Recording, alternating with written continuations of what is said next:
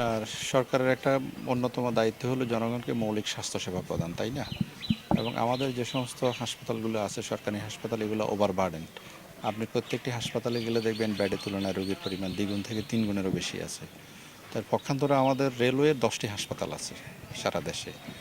এই 10টি হাসপাতাল প্রিলিমিনারি আপনার সাপোর্ট দেয় হলো রেলওয়ে কর্মকর্তা কর্মচারী, তাদের ডিপেন্ডেন্ট, আমরা যতটুকু জানি। এবং রেলওয়ের যাত্রী যারা আছে, সম্মানিত যাত্রী যারা আছেন, তাদেরকেও এই সেবা প্রদান করে।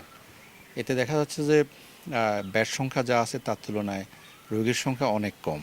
এটির একটি কারণ হতে পারে ওনাদের সেই পরিমাণ ইনফ্রাস্ট্রাকচার থাকলেও সেখানে হিউম্যান রিসোর্সের ঘাটতি আছে, আদার লজিস্টিক্সের ঘাটতি আছে, মেডিসিনের ঘাটতি থাকতে পারে, এই সমস্ত কারণে।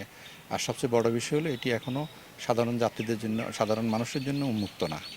তা আপনারা জেনে খুশি হবেন যে আমাদের মাননীয় রেলওয়ে উপদেষ্টা মহোদয় এবং আমাদের মাননীয় স্বাস্থ্য উপদেষ্টা মহোদয়, ওনারা দুজনে ওইখান থেকে আগ্রহে একটি এমওইউ স্বাক্ষরিত হয় দুটি মন্ত্রণালয়ের মধ্যে, এবং একটি নীতিমালাও আমরা প্রায় চূড়ান্ত করি যে কী প্রক্রিয়ায় আমাদের এই 10টি রেলওয়ে হাসপাতালকে আপনার জনগণের জন্য উন্মুক্ত করে দেওয়া সহ রেলওয়ের কর্মকর্তা কর্মচারী সহ তাদের জন্য সেবাটা সম্প্রসারণ করা যায়। এই সেবা সম্প্রসারণের জন্য নিশ্চয়ই আপনি জানেন যে প্রথমত হলো আমাদের চিকিৎসকের হয়তো এখানে ঘাটতি আছে।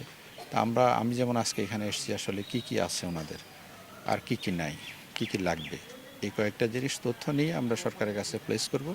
তারপরে পর্যায়ক্রমে এই জিনিসগুলো পূরণ করে যাতে সাধারণ মানুষ এখানে আস্থার সাথে চিকিৎসা নিতে পারে। প্লাস হলো বর্তমান যারা এক্সিস্টিং, যাদের জন্য এই হাসপাতালের সেবা উন্মুক্ত আছে, ওনাদের জন্য সেবাটা যেন সম্প্রসারিত হয়। এই দুটি উদ্দেশ্য পূরণকল্পে আমাদের যা যা করণীয় দরকার আছে সেটিও আমরা করব। তবে হয়তো একসাথে সব কিছু হবে না। যেটি হতে পারে, যেমন চট্টগ্রাম রেলওয়ে হাসপাতালটি আমরা 14 তারিখে মাননীয় উপদেষ্টার মধ্যে চাচ্ছেন চালু করতে। তাহলে আউটডোর সেবাটা প্রিলিমিনারি আমরা এটা সম্প্রসারিত করব। ওর জন্য ন্যূনতম কতজন চিকিৎসকের প্রয়োজন হবে, কী পরিমাণ মেডিসিন বর্তমানে রেলওয়ে থেকে আছে, আর কী পরিমাণ আমাদের লাগবে, অথবা ধরেন আপনার যন্ত্রপাতি কী আছে যেটা পরীক্ষা করা, কোন কোন পরীক্ষাটি হয় কোনটি হয় না, সেটার জন্য কী লাগবে, এই চাহিদাগুলো নিরূপণ করে সেটা কিভাবে দেওয়া যায়। আপনি জানেন যে দুই মন্ত্রণালয়, এই ভবনটি স্থাপনাটা হলো রেলওয়ের। আবার হাসপাতাল যদি আমরা টেক ওভার করি, তাহলে সেখানে আমরা মেডিসিন দেওয়ার ক্ষেত্রে কী প্রতিবন্ধকতা আছে, আমরা বাজারটা দিতে পারবো কিনা, এই কিছু জায়গা আছে যেগুলো আমরা নিজেরা বসে সলভ করতে হবে। তা আমরা আশা করি যে খুব দ্রুতই আমরা এই সিদ্ধান্তটা নিয়ে এটা মানুষের এপ্রিল মাসেই আমরা এমওইউটা স্বাক্ষরিত হয় আর কি। আর সৈয়দপুরের ক্ষেত্রে আমি এসেছি, যে আপনি দেখলেন যে আমাদের আগ্রহের ঘাটতি নেই দেখি তো দ্রুত চলে এসেছি। তো সেটা নিয়ে অ্যাপ্রক্সিমেট ডেট তো বলা যাবে না। সেটা হলো আমরা এখান থেকে আমি দেখে, এর আগে আমি সিএমও মহোদয়কে একটা রিপোর্ট পাঠিয়েছি, যে একটা চিঠি দিয়েছি কিছু তথ্য আগেই সংগ্রহ করে রাখার জন্য, যেটার উপর ভিত্তি করে আমরা দ্রুত সিদ্ধান্ত নিতে পারি। ঠিক আছে, হোপফুলি। পিপিপির এটা এই বিষয়ে এই মুহূর্তে আমার নলেজে নাই, পিপিপি মডেলটা কেন ফাংশনিং এখানে হয়নি।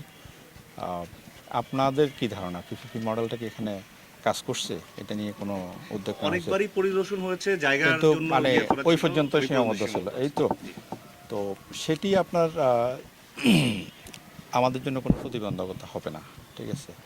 আর যেটি বললেন, যেটুকু আপনি দেখেছি, আপনি বললেন যে কী কী আছে কী কী নেই, সেটি আমি আরও একটু ওনাদের সাথে কথা বলতে হবে। এখানে কয়েকটা জায়গা আছে, যেমন জায়গার সংকুলনের সমস্যা নাই, হয়তো যেমন অপারেশন রুম, আমি যখন এটি সাধারণ জনগণের জন্য উন্মুক্ত করব, তখন হয়তো অপারেশনের রুম যেটা আছে সেটি হয়তো আরেকটা লাগতে পারে। তো ওনাদের স্পেস আছে, সেটা জায়গা আপনার ভ্রমণ করে নিতে হবে স্থান। আর আপনার আউটডোরে এখন কতজন চিকিৎসক আছে আমি ঠিক জানি না।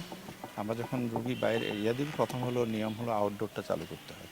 তো আউটডোরে যখন আমাদের সাধারণ রুগীরা আসবেন, তখন ন্যূনতম ধরেন আপনার 7-8 জন, 4 থেকে 5 জন আপনার লাগবে, কনসালটেন্ট লাগবে, অথবা মেডিকেল অফিসার লাগবে।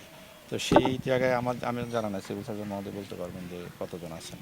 আর বাড়তি যেগুলো আছে সেগুলো হয়তো আমাদের অ্যারেঞ্জ করতে হবে। আর এর সাথে যখন অপারেশনের কথা আসবে, তখন অ্যানেস্থেসিস্টের কথা আসবে, নার্স কতজন আসছে সেটা দেখতে হবে, ল্যাব টেকনিশিয়ান কেমন আছে, যন্ত্রপাতি কী আছে, এই জিনিসগুলো এখনও আমি সার্ভে করিনি, মাত্র দেখলাম। তো এগুলো দেখবো, দেখার পর আমরা